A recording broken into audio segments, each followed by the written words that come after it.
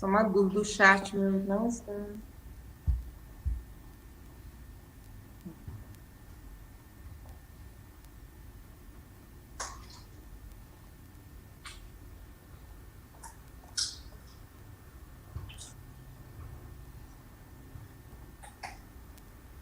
Boa noite, meu nome é Alessandra, nós estamos aqui com duas grandes personalidades que vão falar conosco hoje sobre a CPI da Covid, consequências e perspectivas.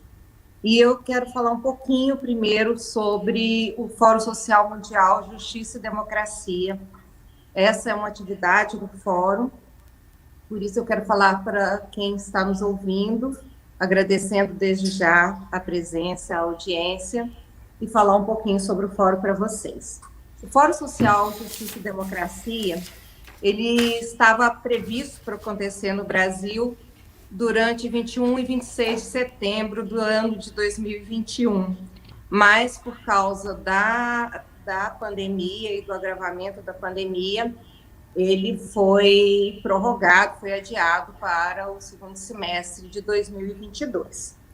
O Fórum ele foi lançado no dia 22 de novembro de 2020, com uma carta assinada por mais de 150 entidades que, de uma forma ou de outra, trabalham, entidades, movimentos sociais, que tratam do tema justiça e democracia, e tem como objetivo exatamente buscar a democratização do sistema de justiça no Brasil e em outras, e no resto do mundo, vamos dizer assim.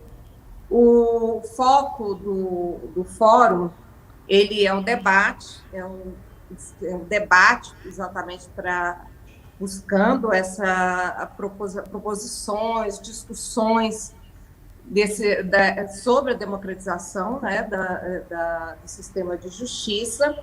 E dentre essas 150 entidades que assinaram a carta proposta, eu cito a ABJD, que está aqui representada pela doutora Tânia, a APD, que representa aqui nessa mediação, e o Transforma MP, que está aqui representado pela doutora Daniela. Hoje nós estamos aqui com duas figuras ilustres que eu vou passar para a próxima mediadora apresentar para vocês. Boa noite. Antes de mais nada, eu gostaria de fazer uma homenagem e lembrar na verdade, dos familiares de quase 500 mil vítimas da Covid no Brasil, né? Nós estamos aqui também para não esquecer, né? Não esquecer. Eu gostaria de fazer esse registro inicial. Depois eu gostaria de fazer um pequeno registro a respeito do Transforma MP, que é o coletivo que eu represento aqui com muita honra e muita alegria, esse evento na noite de hoje, e dizer que esse é um coletivo de integrantes do Ministério Público Brasileiro, que tem um compromisso com o perfil constitucional do Ministério Público, que vai muito além da mera persecução penal e diz respeito à promoção de direitos humanos e defesa intransigente da democracia. E isso justifica a nossa presença, o nosso apoio, porque é disso que se trata, promoção de direitos humanos e defesa intransigente da democracia. Antes de apresentar rapidamente os nossos dois ilustres convidados, e já dizendo o porquê da importância desse tema hoje, eu gostaria de colocar uma questão. Se é possível ter um projeto comum de futuro sem um relato coerente do passado e do presente? Eu acho que é disso que se trata, né? Então, para começar a responder essas perguntas e fazendo as suas considerações iniciais, eu gostaria de, então, apresentar o senador Humberto Costa. O senador Humberto Costa é do PT de Pernambuco, formado em Medicina e Jornalismo, pós-graduado em Medicina Geral foi ministro da Saúde do governo Lula e é membro titular da CPI da Covid no Senado. Bem-vindo, senador. E ainda a doutora Gulnara Azevedo Silva, médica sanitarista, professora titular de epidemiologia do Instituto de Medicina Social da UERJ, aqui no meu estado, e presidente da Associação Brasileira de Saúde Coletiva. Muito obrigada pela presença de vocês. Passo para a Tânia agora. Boa noite a todas e todos que nos acompanham aqui. Boa noite, Daniela e Alessandra. Boa noite, senador Humberto.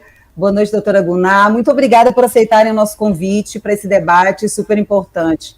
Bom, a CPI da Covid teve início no dia 27 de abril, agora de 2021. Já temos 1 mês e meio de CPI funcionando. E, nesse tempo, foram muitos os depoimentos importantes e muitos requerimentos aprovados. O prazo original da CPI é de 3 meses. Eu queria já, sem mais delongas, já que as minhas colegas que me antecederam já fizeram todas as nossas boas-vindas e registros importantes, eu queria passar a palavra para o senador Humberto Costa para seus 10 minutos iniciais de fala, pedindo já para que ele nos dê aí um panorama sobre a CPI até aqui, tudo que essa CPI produziu, quais foram os depoimentos mais significativos para o esclarecimento do objeto da CPI, quais são os impactos produzidos até aqui e quais são as perspectivas nesse tempo que falta de funcionamento da comissão. E, sobretudo, senador, que nos esclareça a tese que parece estar ficando clara na CPI, que o governo Bolsonaro pretendeu promover uma imunidade de rebanho. Então, agradecendo pela presença, passo a palavra para o senador Humberto. Bem, boa noite, Tânia, boa noite, Gunar, boa noite, doutora Daniela, boa noite, doutora Alessandra. Um prazer poder estar com vocês aqui nessa live.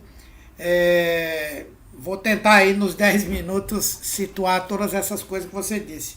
Bom, a CPI tem sido algo importante na vida brasileira nesse momento, né? Ela conseguiu catalisar uma série de ações, de coisas que estavam, digamos, fragmentadas, né? E de tantos problemas e erros, equívocos cometidos por esse governo na sua gestão, e focar num ponto fundamental que é exatamente o enfrentamento à pandemia da Covid-19, até porque nós estamos enfrentando esse problema há mais de um ano e não temos ainda uma perspectiva, uma luz no fim do túnel de quando isso vai terminar, não é?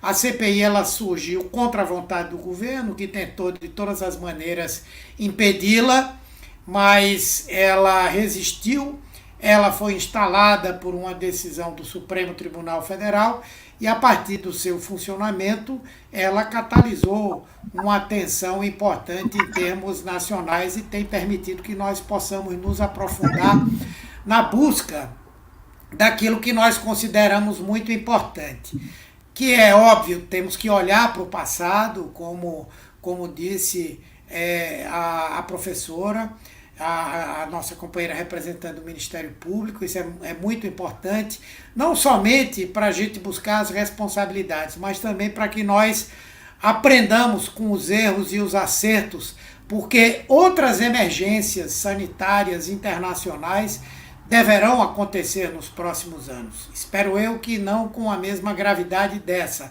E como tal, nós temos que aprender para estarmos preparados. Não é por acaso que uma das decisões do G7 nesse final de semana foi essa, não é criar mecanismos para que se possa prever e lidar da melhor maneira possível com problemas como esses, agilizar a capacidade de produção de vacinas em tempo recorde e por aí vai. Bom, mas é óbvio que a principal preocupação da CPI é buscar responsabilidades, principalmente porque nós estamos vivendo no Brasil uma tragédia sanitária, uma tragédia econômica, uma tragédia social e uma tragédia política, não é? E, como tal, nós precisamos buscar os responsáveis por isso. E nós achamos que chegamos até essa situação de agora a partir da visão com que o governo resolveu enfrentar essa pandemia. contrariando qualquer estudo científico e qualquer recomendação que epidemiologistas, autoridades sanitárias pudessem dar, o governo assumiu a defesa de uma tese que virou a nossa hipótese, não é? De que a melhor maneira de enfrentar a pandemia da Covid-19 seria promovendo uma imunidade coletiva por transmissão. Na verdade, o nome imunidade de rebanho não é sinônimo de uma imunidade por transmissão. Pela vacina também se obtém a imunidade coletiva, a imunidade de rebanho, que é a ideia de que, a partir de um certo grupo imunizado, a capacidade do vírus ser retransmitido de uma pessoa para outra diminui fortemente. Não é? Só que, como eu disse, essa imunidade deve ser obtida pela vacinação e não pela transmissão, até porque estamos diante de uma doença que não é uma gripezinha, não é? É de uma doença que produz quadros clínicos gravíssimos, que levam muitas vezes à internação, outras vezes à necessidade de tratamento intensivo e à morte. E muitas vezes até casos leves produzem sequelas que são graves e vão permanecer pelo resto da vida das pessoas. Então, quem age dessa forma, principalmente depois de ter sido advertido de todos os males que poderiam ser causados, né, é alguém que assumiu o risco de produzir malefícios sérios a outrem. É o que vocês que são da área do direito dizem que representa um crime com dolo eventual. Ou seja, apesar de saber que aquilo pode causar um dano, talvez até irreparável, a pessoa resolve praticá-lo. Não é? E é isso que o governo Bolsonaro fez. Ele parte da ideia, e aí está muito evidente que tem um grande inspirador, que é, entre todos aqueles que compõem aquele gabinete paralelo, o deputado Osmar Terra, que ainda hoje diz que essa epidemia vai acabar com 17, 18 dias, que já está diminuindo, que, enfim, que a melhor maneira é que todo mundo se contamine. E a partir disso, o governo Bolsonaro agiu como tal. Ou seja, as medidas que foram tomadas, as decisões que foram feitas no âmbito digamos assim, do discurso do governo para enfrentar a pandemia, no âmbito das medidas administrativas e das medidas legais. E é isso que a CPI está constatando dia a dia, que na verdade as omissões, os erros, os equívocos foram conduzidos de forma intencional, produzindo essa tragédia que nós estamos vivendo hoje aqui no nosso país. E ao longo da execução desse projeto, é óbvio que o governo e o presidente em particular cometeram vários crimes importantes, né? Crimes de responsabilidade, que ele já cometeu aos borbotões em outras oportunidades, mas crimes, por exemplo, contra o que prevê a Constituição, de que é papel do Estado garantir a promoção, garantir a prevenção, garantir a reabilitação da saúde das pessoas, atenta contra direitos fundamentais, como o direito à vida e o direito à saúde, e também atenta contra o artigo da Constituição que diz que compete à União a obrigação de preservar a saúde da população. Então, crimes de responsabilidade existem vários, mas ao lado disso existem também vários crimes, digamos, crimes comuns, né, em 3 grandes grupos, né, do Código Penal, crimes que envolvem, por exemplo, promover perigo para a vida ou a saúde de outrem, a infração de medida sanitária preventiva, que ele e diversas pessoas do governo fizeram, o emprego irregular de verbas e de rendas públicas. Ainda ontem nós tivemos um exemplo disso, prevaricação e também causar epidemias, não é? Além de crimes internacionais, crimes contra a humanidade, crimes de genocídio, então fazem parte também da nossa busca por comprovar ou não essa hipótese, não é? Mas a maneira como povos específicos, como os indígenas e os profissionais de saúde, que já representaram contra Bolsonaro no Tribunal de Haia, não é? Também serão questões a serem consideradas, bem como crimes contra os direitos humanos que estão na esfera de apuração da Organização das Nações Unidas, por meio do Alto Comissariado de Direitos Humanos e pela Comissão Interamericana de Direitos Humanos. Então, eu creio que desde o início até agora vão surgindo muitas evidências, não é, de que isso aconteceu e nos permite montar um raciocínio na linha do tempo que explica tudo. Por exemplo, o governo achou que não existiria uma segunda onda, que no final do ano nós teríamos o fim da pandemia por si sós. Daí, por isso aí se explica por que é que o governo tantas vezes foi procurado para adquirir vacinas e não adquiriu, e não comprou.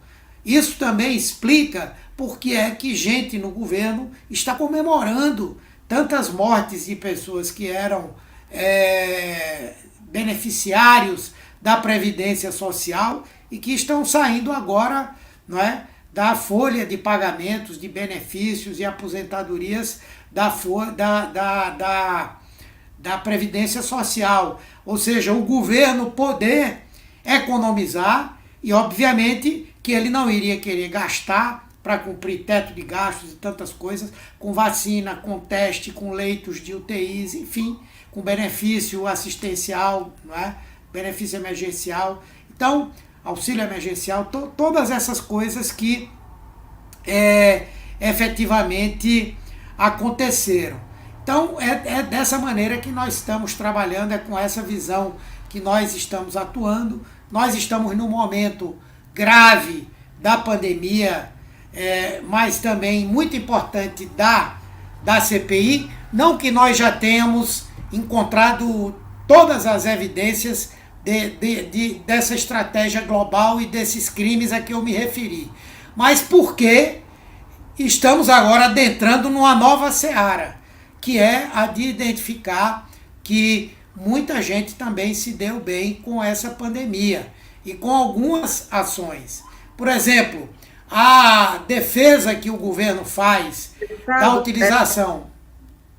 Oi? Desculpa interromper, eu só pedi para que o senhor conclua, que nós já encerramos o tempo inicial. Tá, eu estava olhando ali pelo ao vivo, pensei que estava terminando, mas ainda não, mas vou fechar. Então, o outro tema que nós estamos entrando agora é que, com toda certeza, há quem tenha se beneficiado de todos esses equívocos da ação do governo. Muito obrigada, deputado. E nós estamos aí à beira de uma terceira onda, né? E o governo ainda continua com essa postura negacionista, como ele tem mostrado aí dia a dia. E, sem mais delongas, eu gostaria de passar agora a palavra para a doutora Gunara Azevedo. Seja bem-vinda. Obrigada, Alessandra. Eu queria agradecer muito, né, a possibilidade de estar aqui, cumprimentar o senador Humberto Costa, cumprimentar a Daniela, a Tânia, e dizer o seguinte, essa discussão hoje é fundamental, concordo com a avaliação que o senador faz, e eu queria dizer o seguinte, o que nós, sanitaristas, né, eu sou presidente da Abrasco, Associação Brasileira de Saúde Coletiva, o que nós, sanitaristas, não só da Abrasco, mas de outras entidades, né, que têm trabalhado pela defesa da vida, da saúde, que somos ali gerações e gerações de sanitaristas brasileiros que construímos o SUS, né, com toda essa experiência, com toda a dificuldade, o que nós fizemos há mais de um ano e continuamos fazendo. E a gente também tem que lembrar que o senador Humberto Costa, outros parlamentares, outros colegas que também vêm trabalhando, têm a experiência de terem sido ministros da saúde. Eles entendem o que é enfrentar uma pandemia, eles conhecem o Ministério da Saúde, e é muito triste para nós, né, sanitaristas, que continuamos na perspectiva de mostrar que é fundamental o Brasil juntar forças. O que a gente percebe? Não foi por falta de alerta, não foi por falta de aviso que a situação chegou do jeito que está. A pandemia, na realidade, não podemos nem dizer que é uma terceira onda que começa a crescer.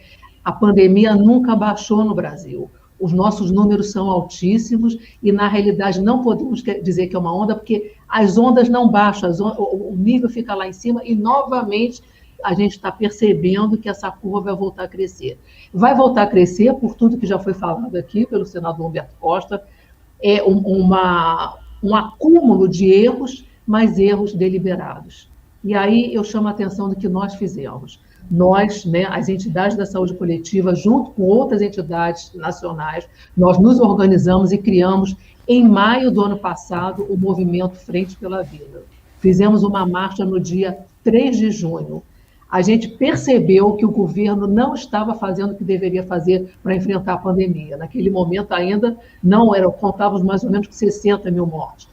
No dia 3 de julho, nós entregamos, e aí com presença do senador, presença de outros parlamentares, outras entidades, associações, entregamos um plano, fomos trabalhando nesse plano com mais de 60 pessoas, com 14 entidades da área da saúde e Conselho Nacional de Saúde, um plano nacional de enfrentamento à Covid-19. Esse plano, ele aborda toda a análise da situação e faz 70 recomendações para autoridades políticas, sanitárias, gestores do SUS e sociedade. Esse plano foi entregue, né, virtualmente, fomos ao Ministério da Saúde, entregamos para o Ministério da Saúde, com a presença de 2 secretários, secretário da Atenção Primária, secretário da Ciência e Tecnologia e um assessor da Secretaria Executiva do Ministério da Saúde. Eles receberam o plano, ficaram de nos dar uma resposta e nunca deram. Isso foi no dia 24 de julho. Ou seja, o que eu quero chamar a atenção é que não foi por falta de alerta. E nós nos propusemos a colaborar. A gente fez isso dizendo, olha, o Brasil tem um capital acumulado grande de pessoas que estão acostumadas a lidar com pandemia, pessoas que estão acostumadas a trabalhar com vacina, com vacinação, todo o potencial que o Brasil tem, e de pesquisadores também, que teriam capacidade, e estão mostrando essa capacidade, tiveram um enfrentamento muito bem feito na questão da epidemia de Zika. O Brasil deu uma grande resposta a essa epidemia, e agora, na pandemia de Covid-19, a gente percebe o que o senador falou, uma decisão deliberada de fazer tudo para piorar a situação e para ficar de costas ao país. Então, nós, além de entregar esse plano ao Ministério da Saúde, divulgar, entregar no dia 24 de julho do ano passado, no dia 29 nós enviamos um ofício das entidades da saúde, da Frente pela Vida, pedindo que a gente que fosse feita uma recomposição do centro de operações, colocando a necessidade de incluir o controle social e a comunidade científica no enfrentamento dessa pandemia. Também nunca tivemos resposta desse ofício. Continuamos trabalhando, diariamente. Fizemos todas as denúncias, a gente começou, no dia 8 de agosto, nós denunciamos que o Brasil chegou a 100 mil mortes. 8 de agosto de 2020. Denunciamos 150 mil, denunciamos 200 mil, denunciamos, e chegamos até agora denunciando 450 mil mortes. Infelizmente, na semana que vem, nós vamos ter que denunciar 500 mil de mortes no Brasil por Covid-19. Nessa situação que foi muito bem colocada aqui, o foco tem que ser o que a CPI pode trazer, mostrando que este governo, o governo federal, não cumpriu sua obrigação, muito pelo contrário, é responsável por uma quantidade enorme de óbitos. E lembrando o seguinte, a gente está falando de 500 mil de óbitos, né? Pessoas que Quantas pessoas tiveram sua vida, seu sofrimento, sua condição hoje de saúde totalmente prejudicada? Não foram a óbito, mas estão numa situação que precisam de muito apoio. E é neste momento, além de tudo que a gente está ocorrendo, que a gente tem que dizer o seguinte: é o fortalecimento do SUS que vai trazer o Brasil dessa condição de poder fazer com que as pessoas novamente tenham recuperação e que o Brasil enfrente uma outra situação. A crise é muito grande, não há perspectiva. Então, nós apoiamos totalmente a CPI. A CPI, ela tem tentado, eu sei que não é fácil, eu realmente tenho que, inclusive, parabenizar o senador pela tentativa o tempo todo de ali, nessa grande dificuldade que nós não temos só senadores que olham da mesma forma que a gente. O tempo todo fica querendo trazer a discussão da cloroquina, o foco da discussão tem que ser o quê? O que não foi feito e o que deliberadamente chegamos a essa situação. E colocar a uma perspectiva que, mostrando isso, deixando claro a responsabilidade, deixando claro que o Brasil poderia estar numa outra condição, a CPI tem toda a possibilidade de trazer uma perspectiva de que agora o sofrimento da nossa população vai diminuir. A gente apoia, a gente quer contribuir e a gente fala o seguinte: não é possível, com essa quantidade de pessoas capacitadas, parlamentares, profissionais, né, pesquisadores, tudo que o Brasil tem já construído, e temos um sistema único de saúde, o maior do mundo. Ele poderia estar sendo fortalecido em vez de estar sendo destruído. Ele poderia estar ganhando o que ele precisa, ter o financiamento necessário para realmente resolver de uma vez por todas a situação que a pandemia está colocando o Brasil. Ou seja, o Brasil está ficando para trás em tudo que a gente percebe no mundo e não está seguindo o que foi o bom exemplo dos países que conseguiram hoje viver uma nova situação em relação a essa pandemia. Então, o que eu digo é o seguinte: nós, infelizmente, tivemos, na semana passada, que fazia a segunda marcha, quando a gente fez a primeira marcha, no dia 9 de junho, a Marcha da Frente pela Vida, no dia 9 de junho de 2020, a gente não poderia imaginar que depois de um ano dessa marcha, a gente teria que fazer a segunda marcha para denunciar a quantidade de óbitos que continuava nessa escalada. Então, não é possível aceitar isso. E, mais uma vez, eu coloco que o papel da CPI é fundamental para a gente mudar o rumo dessa situação, aproveitar tudo que nós temos de boa experiência, como o Programa Nacional de Imunização, o SUS, na sua capilaridade, na sua construção tão forte, e pedir para a sociedade como um todo, dizer o seguinte: nós temos que apoiar isso. Precisamos apoiar, precisamos fortalecer e dizer que, no Brasil, a Constituição de 88 garante a saúde como dever do Estado e direito de todas e todos. Os brasileiros não podem mais vivenciar o que eles estão passando com essa pandemia de Covid-19. Então, assim, para começar, eu diria isso, fico aqui disponível, se a gente quiser mais esclarecimento e, se for necessário, alguma questão a ser colocada do trabalho de todas essas entidades da Frente pela Vida e o que é possível ainda ser feito. Obrigada, doutora Gulnar. Obrigada, senador. Dando seguimento agora aqui à nossa live, eu vou formular então a primeira pergunta ao senador Humberto Costa. Eu ouvi atentamente a exposição que o senhor fez, senador. Permita chamá-lo de senhor, vou cortar o Vossa Excelência aqui, né? Tá? E pelo que pude perceber, concordei com o foco dado, de que o ataque do vírus, senador, é algo que diz respeito à ordem da biologia, mas a resposta a esse ataque diz respeito à política, e a política com P maiúsculo, né?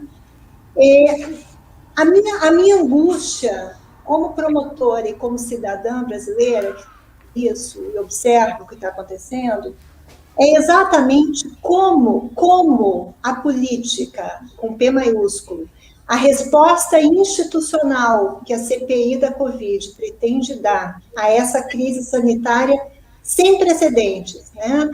Talvez nós estejamos no pior lugar do mundo para estar nesse momento. Aqui agora, esse é o pior lugar do mundo em termos de resposta à pandemia. Como furar, senador, as bolhas de desinformação.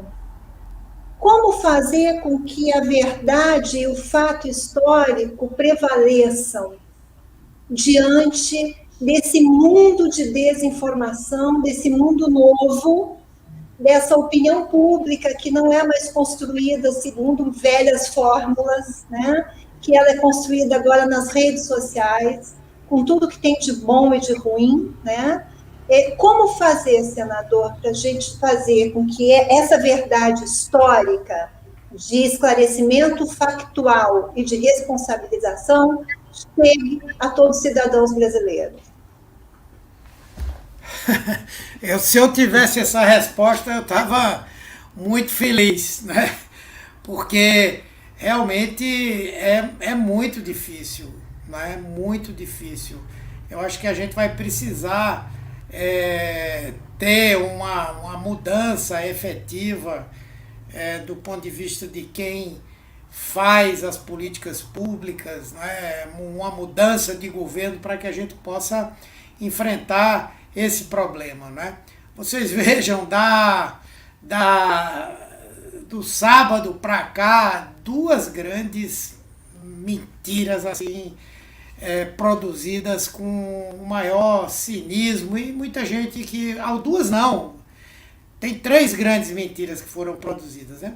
A primeira foi uma tentativa de dar aquela grandiosidade, aquele evento mórbido que aconteceu no sábado passado, lá em São Paulo, com aquela motocicleta, sei lá, não é?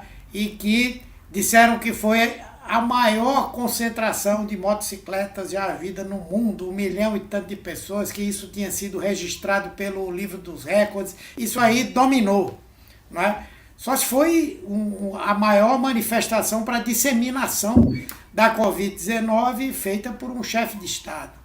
A outra coisa foi a publicação de que estudos feitos por instituições que não existem nos Estados Unidos e que comprovaram a utilidade, não é, a efetividade da cloroquina para a Covid-19, com nomes de cientistas e tudo. E essa outra que foi feita por aquele meliante, o Alan dos Santos, né, que divulgou uma notícia de que aquele jogador da Dinamarca que caiu no gramado, teve uma parada cardíaca, que ele tinha tomado a vacina da Pfizer há poucos dias e tal. Quer dizer, é muito difícil. Eu sem querer, fiz parte durante um tempo aí de alguns grupos de Telegram desse pessoal bolsonarista. É uma coisa incrível, não dá para você definir. É uma verdade, é uma realidade mesmo paralela, como se diz, né? A gente faz um esforço ali na CPI de levar a verdade, os órgãos de imprensa mais tradicionais procuram fazer isso também, a gente tenta utilizar as redes sociais, mas infelizmente eles têm hoje uma estrutura infernal, não é? E o pior, digo assim, da mesma forma, não é só para disseminar a desinformação, as notícias falsas, fazer discursos de ódio, mas de atacar as pessoas, colocar em risco a integridade das pessoas. Pessoas que foram depor lá na CPI e que se colocaram contra as decisões, as posições do governo, foram, como eles dizem aí, né, linchadas, lacradas, sei lá, anuladas, tem uns nomes aí, das pessoas nas redes sociais, né? As ameaças são muito concretas, acho que usam inclusive instrumentos do governo para identificar parentes das pessoas, não é? Onde essas pessoas andam, com quem elas se relacionam, onde trabalham os parentes, para poder fazer ameaças. Nós estamos vivendo uma situação realmente muito difícil. Eu acho que cada um precisa fazer a sua parte, né? Lá na CPI nós estamos tentando, não é, levar a informação verdadeira sobre as coisas. É uma busca grande pela verdade. Aliás, eu acho que a CPI tem sido um instrumento importante, porque ela tem identificado a mentira e os mentirosos, porque hoje em dia a gente tem que fazer a cariação da pessoa que está depondo com ele próprio, né? Aí pega uma fala da pessoa há um tempo atrás e coloca ali e pergunta, e agora? Foi você que disse isso, que não ia comprar vacina, que a vacina não serve e tal. E ainda assim eles tentam encontrar uma resposta. São tempos muito difíceis esses que estamos vivendo. Eu não sei como anda no resto do mundo, mas eu acho que deve estar um pouco melhor, porque isso não é um fenômeno brasileiro só, né?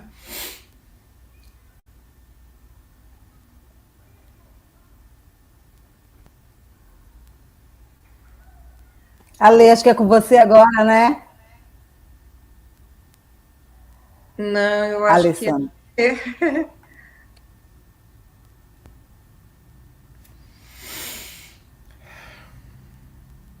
que se não mudou o roteiro aqui, acho que seria uma pergunta sua, mas Ah, vamos lá, não tem problema. não, tudo Deixa bem, eu faço. Vamos lá, não tem problema, não. É para a doutora Guná, né? Vamos lá. Deixa eu aproveitar, agradeço pela sua fala inicial, que foi super importante, algumas questões aí colocadas, inclusive sobre o trabalho, esse trabalho que vocês vêm fazendo, né, realmente de esclarecimento e de pressão. Eu queria fazer uma pergunta que tem um pouco um caráter técnico, doutora Guná. A senhora é professora de epidemiologia, né, que para nós que somos leigos aqui, significa o estudo de distribuição da doença, né? Eu espero que eu não esteja falando uma grande bobagem. Eu tenho duas perguntas para que a senhora tente me responder nesses 5 minutos, que seria o seguinte. Primeiro, eu queria perguntar se é possível a gente dimensionar quantas mortes seriam, ainda que em números genéricos, evitáveis, sobre todas que aconteceram e vêm ocorrendo no Brasil por Covid-19, se o governo tivesse adotado os protocolos corretos, se tivesse feito campanhas e se tivesse comprado as vacinas que lhes foram oferecidas, né? Ou seja, se tivesse combatido efetivamente a pandemia de Covid-19. E a outra, ainda de caráter mais técnico mesmo, é que existem alguns temores revelados, assim, tanto por esses grupos de disseminação de fake news que o senador Humberto falou tão bem, mas disseminada na sociedade, temores em relação a essa ou aquela vacina, que faz com que algumas pessoas tenham receio de determinadas vacinas, que tentem escolher tomar essa ou aquela. Eu gostaria que a senhora me explicasse para a gente se isso faz algum sentido no debate clínico. Obrigada. Obrigada, Tânia. Olha só, em relação ao número de óbitos que poderiam ser evitados, tem algumas projeções, algumas modelagens, inclusive, que fazem, né, são feitas para ver o que poderia ser feito se a gente tivesse, se o Brasil tivesse seguindo corretamente, né? O que seria seguir corretamente? Antes de ter a vacina disponibilizada, porque a gente viu que em 1 ano a ciência deu conta de desenvolver uma vacina e ela foi disponibilizada, uma coisa rara, né? Então, assim, antes disso, o que poderia ter sido feito? As medidas que não foram feitas. Era necessário que o Brasil pudesse fazer a vigilância epidemiológica, de fato fazer tudo o que é necessário para que a transmissão seja diminuída. A gente falou isso desde o início. Para a transmissão ser diminuída, é necessário fazer o isolamento dos casos suspeitos, fazer o rastreamento dos seus contatos. Com isso, como alguns países conseguiram fazer mesmo antes da vacina, diminuir, né, aquela velocidade de transmissão para que o número de casos infectados e, consequentemente, infelizmente, algumas pessoas vão ter, né, uma vez com a infecção, vão ter um agravamento e, consequentemente, diminuir o número de pessoas que vão precisar internar e diminuir os óbitos. Se tudo fosse feito corretamente lá no início, se depois, com a possibilidade, quando as vacinas se tornaram disponíveis, se o Brasil tivesse negociado a tempo, oportunamente, também, mais ou menos a gente pode dizer que no mínimo metade dos óbitos a gente teria evitado, ou mais, a metade ou mais. Então, assim, essa soma de erros, né? Essa soma de não ter feito o que poderia ter sido feito, essa situação que foi colocada, né? Apostar numa imunidade, que é a tal falada imunidade, deixar que as pessoas fiquem infectadas e todo mundo infectado vai diminuir a pandemia, é apostar em um número de mortes maior. A gente esperar que todo mundo se infecte para que depois a gente vá pensar, bom, agora a pandemia foi controlada, é esperar isso daí. Com a chegada da vacina, mesmo com a vacina, eu já vou responder a segunda pergunta, mesmo com a vacina, não podemos abrir mão das medidas que são as medidas de saúde pública. Usar máscara, ao contrário do que o presidente está tentando, né, dizer que uma vez vacinado não é preciso mais, é preciso usar máscara sim, porque até que toda a população fique vacinada e a gente chegue nessa tranquilidade, nessa segurança de que a pandemia está sendo controlada, falta um tempo, até porque existe escassez nas doses de vacina que estão chegando. E a outra coisa também é que essa imunidade varia de pessoa para pessoa. A gente não pode afirmar hoje quanto tempo que a pessoa vai estar, né, já com a imunidade garantida para não se infectar. Então, assim, se tudo corresse bem, se a gente seguisse a experiência dos países que enfrentaram, alguns até tiveram dificuldade no início, como, por exemplo, o Reino Unido, mas depois eles adotaram as medidas de restrição de circulação, adotaram todas as medidas que a saúde pública propôs. Temos que correr, porque a pandemia é grave, sim. Agora, outra pergunta que você faz em relação às vacinas. O mais importante hoje é a gente garantir que todo mundo esteja vacinado. A vacina que tiver disponível, a vacina no braço é a melhor vacina que tem. É claro que existem algumas diferenças entre o tipo de vacina. Mas veja bem, o Programa Nacional de Imunização no Brasil, se tivesse sendo seguido, se tivesse ainda bem valorizado, ele teria condição de fazer bem feito. Então, por exemplo, a gente sabe que a vacina da Pfizer é mais indicada para gestantes. Então, poderia se fazer uma reserva dessa vacina para gestantes. E com isso, a gente vai organizando, inclusive, isso deveria ser uma organização, como já foi feito no Brasil, como era feito o Programa Nacional orientando quem vai ser vacinado, como, quando e com que ordem você vai fazer. Não é difícil para o Brasil ter 2 tipos de vacina diferentes, isso não é difícil. É difícil organizar como essa distribuição vai se dar para garantir isso. Neste momento, que a gente fala desde o início, novamente, o mais importante é toda a população estar vacinada. A eficácia dessas vacinas é boa, mas ela precisa de 2 doses. Então, o que é necessário hoje? Mais importante do que falar, eu quero essa, eu quero aquela, mais importante é que você tenha 2 doses para você garantidas, tá? 2 doses, e se a população, e a gente está vendo isso, está tendo algum problema, algumas pessoas não estão voltando para a segunda dose. O que a gente orienta? Aí, né, a gestão local tem que chamar, tem que fazer a busca ativa de quem não fez a segunda dose. E eu entendo perfeitamente, né? Várias razões devem fazer com que populações mais idosas, com comorbidade, que precisem de alguém para levá-la para vacinar, essas pessoas não estão voltando. Então, como é que a gente pode melhorar essa eficiência? A atenção primária em saúde, as unidades básicas, os profissionais que vão a domicílio, deveriam estar ou chamando as pessoas ou verificando quem não pode vir e fazer a vacinação em casa também para essas pessoas que estão com dificuldade. O que precisa agora é garantir as 2 doses para o maior número de pessoas. Com isso, a gente vai estar num outro estágio, numa outra tranquilidade para dizer, olha, fizemos isso. E a vigilância epidemiológica aí atuando fortemente para isolar as pessoas que estão provavelmente doentes ou confirmadamente doentes e seus contatos. Não há outra solução. Nesse momento é o que nós precisamos fazer. E tudo que não foi feito. Evitar aglomeração, né? E a gente está vendo vários exemplos aí, não só os que foram colocados pelo senador, vários outros exemplos que estimulam, inclusive, né? Inclusive as aglomerações desnecessárias nesse momento.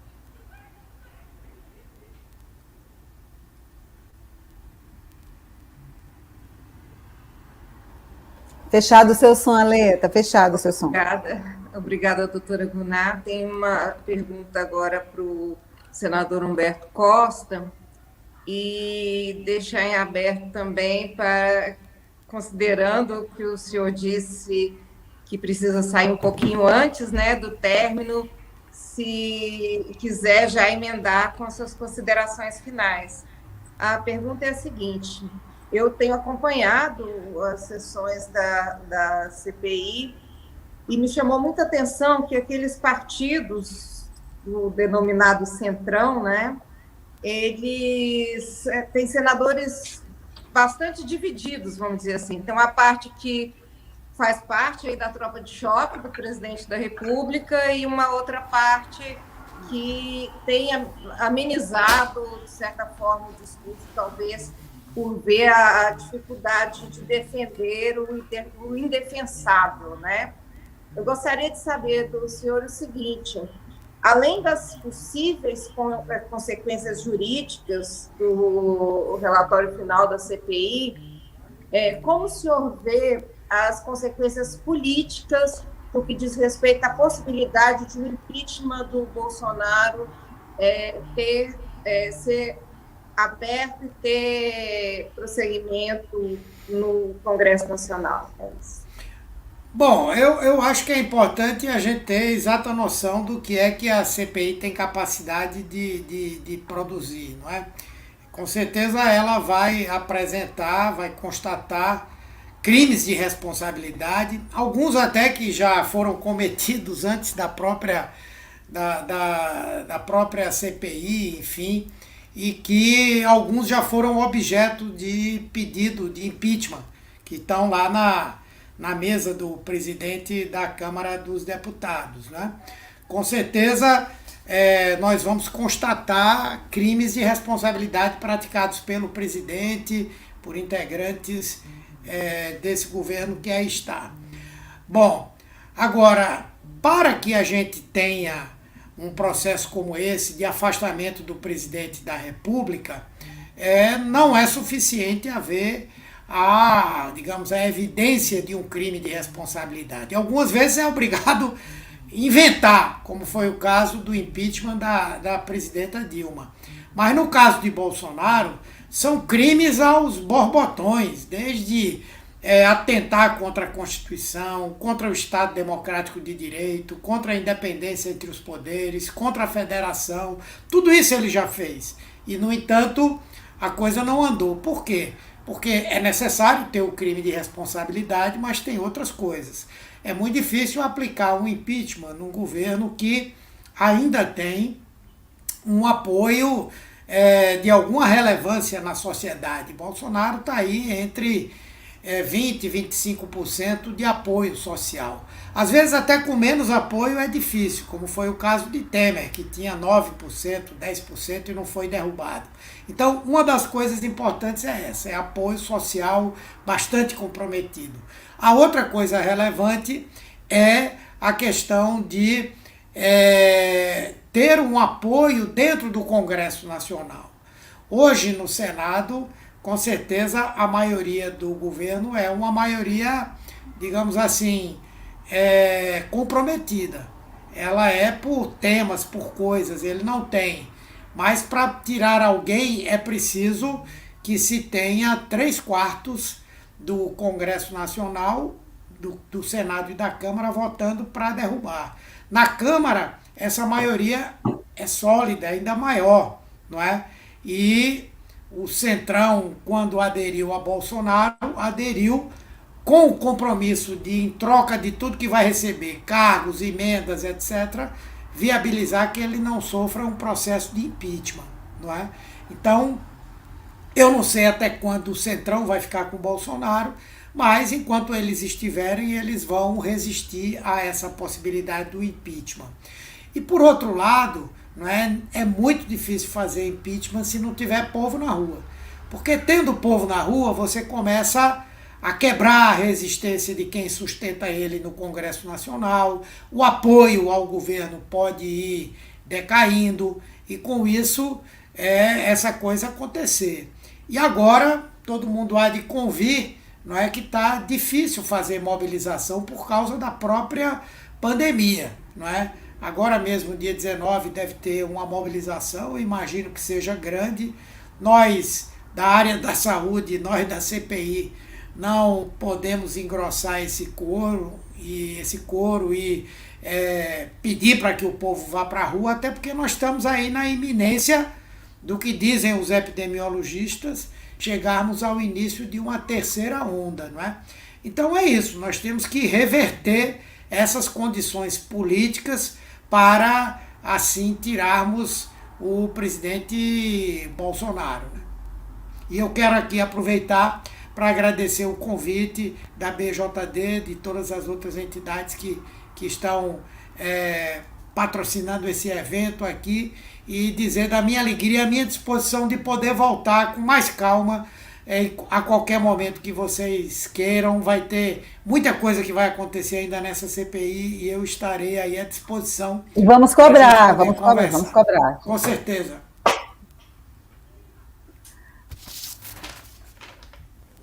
Até logo, senador. Obrigada, senador. Obrigado. Muito obrigada. Eu queria fazer uma pergunta para a doutora Gulnar, e a Alessandra vai emendar comigo outra pergunta. Aí, doutora Gulnar, se quiser responder as duas ao mesmo tempo, que a gente otimiza o tempo, tá? Se há alguma coisa que a pandemia ensinou para nós, leigos, é que nenhuma solução do problema há de ser individual. O brasileiro tem mania de achar que se está fechado no seu carrão, na sua casa, com o muro alto, pega seu avião, vai para cá, vai para lá, tudo vai ser resolvido, né? Numa classe média alta que a gente tem aqui. Mas a pandemia nos mostrou que não, que a solução há de ser coletiva. Doutora Gulnar, para todos e todas que estão nos escutando agora, não vamos olhar para o passado, vamos olhar para o presente e para o futuro. O que nós, cidadãos, cidadãs, devemos fazer para vencer essa pandemia? E a senhora acha que a gente vai vencer essa pandemia nos próximos 2 anos? Olha só, Daniela, eu acho que sim, tá? Eu acho que sim, porque a vacinação, por mais lenta que seja, ela vai chegar. Eu acredito nas nossas instituições centenárias que produzem vacina. Conheço o trabalho da Fiocruz, conheço o trabalho do Butantan, tenho certeza que eles vão conseguir vencer tudo isso, todas as dificuldades, e produzir uma grande quantidade de vacina para garantir a população vacinada. Eu acredito que a nossa sociedade, e o que me faz ficar otimista, o que me dá um pouco de esperança para saber que vamos sair dessa situação? Eu acredito que a nossa sociedade entendeu o papel do Sistema Único de Saúde brasileiro. Eles perceberam que, por mais que ninguém conhecesse, ou por mais que falasse o SUS só tem fila, eles perceberam que, se não fosse o SUS, o Brasil estaria numa situação muito pior. Quem atendeu as pessoas, quem chegou primeiro, quem garantiu assistência, quem fez o oxigênio chegar mesmo nas situações terríveis, quem fez com que as filas pudessem serem solucionadas aos pouquinhos, foi o SUS. Então, eu acredito que isso é um grande trunfo que o Brasil tem e não pode perder.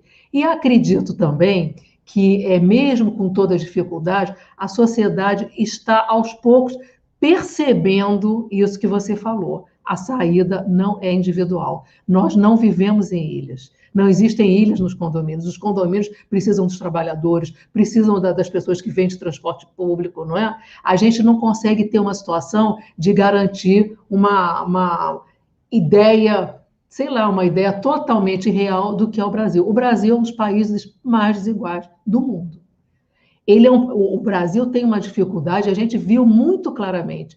O vírus, ele não respeita nada, não respeita limite, não respeita fronteira, não respeita nada. Mas o vírus não é o mesmo, a resposta dele não é o mesmo para qualquer pessoa. As populações mais pobres, as populações negras, os indígenas no Brasil sofreram muito mais com essa pandemia do que quem pode ficar em casa, como nós, no trabalho remoto, né? Sofreram muito mais, as consequências foram muito piores. Então, eu acredito que a sociedade brasileira está percebendo isso. Está percebendo que precisamos falar da nossa desigualdade, precisamos ser solidários e precisamos cobrar o papel do Estado, para que todos juntos possamos sair dessa crise, a mais grave do século, e possamos ter outra perspectiva de país. Eu acho que é isso que a gente está falando. Outra perspectiva de país, somada ao que eu falei anteriormente. Temos pessoas, temos capital na saúde, na área de vocês, do direito, que sabem o lado certo dessa história, conhecem e já fizeram essa opção. Então, vamos juntar e fazer com que esse lado cada vez fique maior. É por aí que eu me apoio, por aí que eu acho que a gente pode ter esperança, pode voltar a respirar e pode ter um país com um futuro melhor. Pois é mais ou menos assim. Nós vamos vencer apesar de, né? Apesar desse governo. A minha pergunta agora, doutora Gunnar, diz respeito às subnotificações. Nós temos um número oficial de mortos pela Covid, mas nós sabemos que há também um número grande de subnotificações, seja por falta de testagem, por falta de atendimento médico, das pessoas buscarem atendimento médico. Se não me engano, foi feito já confrontando casos de óbitos por síndrome respiratória aguda grave em anos anteriores, com os anos da pandemia. Houve um aumento de mortes atribuída à síndrome e sem ligação com a Covid na certidão de óbito. Eu gostaria que a senhora falasse um pouquinho se existe uma estimativa do que representa essa subnotificação e como fazer para que os números se tornem o mais próximo possível dos números reais. É isso. Pois é, Alessandra, como você falou, né? O Brasil testou pouco, entendeu? Para a gente ter certeza, e por isso que as nossas estimativas têm um certo grau, certo não, um grau importante de imprecisão, porque nós partimos de parâmetros onde precisávamos ter mais teste e exercer melhor isso que eu falei, a vigilância epidemiológica. A vigilância epidemiológica significa que todas as pessoas que tiveram um diagnóstico, né, de Covid ou provavelmente o diagnóstico de Covid, seus contatos precisariam ser rastreados. Nós não fizemos isso bem, o Brasil não fez isso bem. Alguns municípios até conseguiram, mas o Brasil como um todo não fez isso bem. Significa que o que nós temos oficialmente registrado, mais uma vez, por situações imprecisas, pode chegar a dobrar ou triplicar o número de casos. Então, o Brasil estaria chegando já numa situação muito, muito grave de casos não registrados. No entanto, eu acho que a gente tem que pensar o seguinte: mesmo que a gente perceba essas dificuldades todas, vale a pena a gente ainda entender que temos condição de implementar essa vigilância epidemiológica, tá? Eu acho que a gente tem que continuar falando, tem que mostrar que é viável o Brasil fazer. Quem faz isso muito bem, por exemplo, hoje é a Inglaterra. A Inglaterra consegue fazer a vigilância epidemiológica, inclusive com a vigilância genômica. Foi uma coisa que a gente não falou aqui, a dificuldade que é a gente entender que novas variantes estão circulando. O vírus está circulando, por isso que a gente chama atenção. É importante vacinar todo mundo rapidamente, porque quanto mais tempo esse vírus tiver por onde passar, ele vai criando possibilidade de fazer mutação. E aí cria uma nova variante. Essa variante, aí fica aquela dúvida de sempre. Será que ela vai responder bem às vacinas disponíveis hoje? Então, assim, é importante, eu chamo a atenção, é importante que a gente tenha perspectiva no país de implementar a vigilância em saúde, entendendo que temos que, inclusive, ver toda essa situação de novas variantes chegando e a vacina. E precisamos também entender como vai ser o país, na medida que vai vacinando, como é que vai ser o acompanhamento disso, entendeu? É possível que a vacinação, junto com a quantidade de pessoas que já tiveram a Covid, né, deem um parâmetro melhor para a gente poder fazer melhores estimativas. Eu acredito que até o final do ano, mais ou menos, sei lá, talvez até outubro, por aí, a gente tenha implementado a vacinação e tenha também essa possibilidade de ter uma perspectiva de que a nossa curva de casos, né, e proporcionalmente a de óbitos, comece a baixar. Com isso daí, a gente vai ter uma noção do que é necessário fazer. Então, é o que os países estão fazendo, né? Os países que conseguiram controlar a pandemia estão fazendo. Não pararam de vigiar, né? Mesmo com muita gente vacinada, mesmo com as medidas sendo seguidas, para flexibilizar a circulação, eles ficam o tempo todo controlando, porque é ainda arriscado aparecerem surtos. E a cada surto que aparece, a gente tem que trabalhar. Né? A gente tem que trabalhar para que esse surto seja totalmente controlado e que não haja um novo caso de transmissão. É como se você estivesse vivendo uma situação de que vamos apagar totalmente o incêndio. A gente apagar o incêndio pela metade significa o tempo todo que o risco dessas chamas subirem e de voltar a ser um incêndio enorme tá na perspectiva. Então, é isso que a gente tem que pensar. Temos que atravessar com todas as medidas hoje, que temos certeza que vão ser as medidas corretas e de saúde pública. De saúde pública, que a saúde pública segue a ciência. Então, é essa perspectiva que eu acho que a gente deve se ancorar e ter realmente uma chance de dar para nós uma perspectiva de sermos otimistas. Está muito difícil da gente ser otimista, mas acho que a gente deve se dar esse direito e deve fazer tudo para que mais pessoas entendam a situação que a gente está vivendo. Tá? Só para complementar, toda a documentação e todo o trabalho, e foi feito por uma colega nossa que trabalha com direito sanitário, né? Foi liderado pela Deise Ventura, todo o trabalho que está mostrando aonde que o país errou, no sentido de não ter feito corretamente o enfrentamento da pandemia, seja por decreto, seja por medidas, seja também pela comunicação que não houve, tá? A comunicação, inclusive, foi o contrário. A comunicação de não usar máscara é ao contrário do que a gente propõe. A comunicação de fazer aglomeração é ao contrário do que a gente propõe. Quer dizer, não é que não teve comunicação, teve a comunicação com sinal contrário.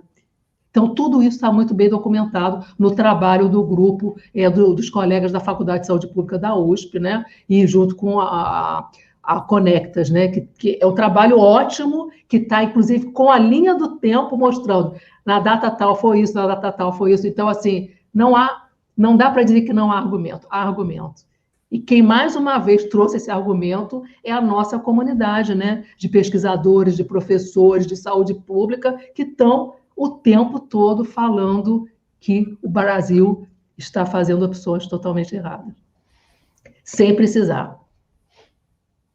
É isso.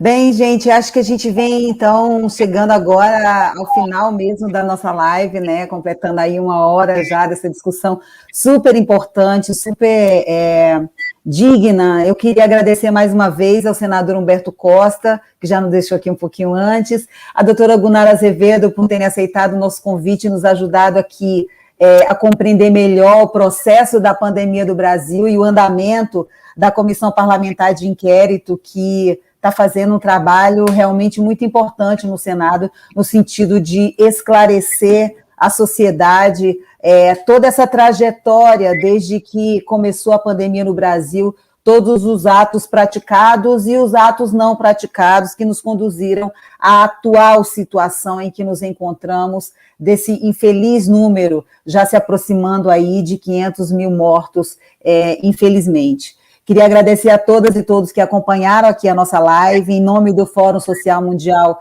Justiça e Democracia, que vai acontecer no Brasil em maio de 2022, de forma presencial. Vamos escolher ainda a cidade onde vai acontecer. Eu queria aproveitar para fazer o registro aqui em nome das entidades que convocam o fórum, que é a Associação Brasileira de Juristas pela Democracia, a Associação de Juízes para a Democracia, a Associação Advogadas e Advogados Públicos para a Democracia, que está aqui representada pela Alessandra Minadaques, o coletivo Defensores pela Democracia, o coletivo por um Ministério Público Transformador, que é o Transforma MP, está aqui representado pela companheira Daniela, e o Movimento Policiais Antifascismo.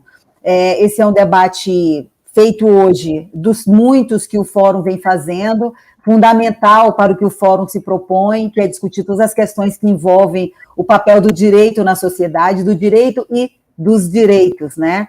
E é isso, vamos seguir na luta em defesa da ciência, pela saúde, por vacinas e por um governo que faça políticas públicas consequentes e em defesa da população. E para a doutora Gunnar, muitíssimo obrigada pela sua presença. Eu digo que o otimismo vem a partir da luta que nós somos capazes de fazer. Então, vamos à luta.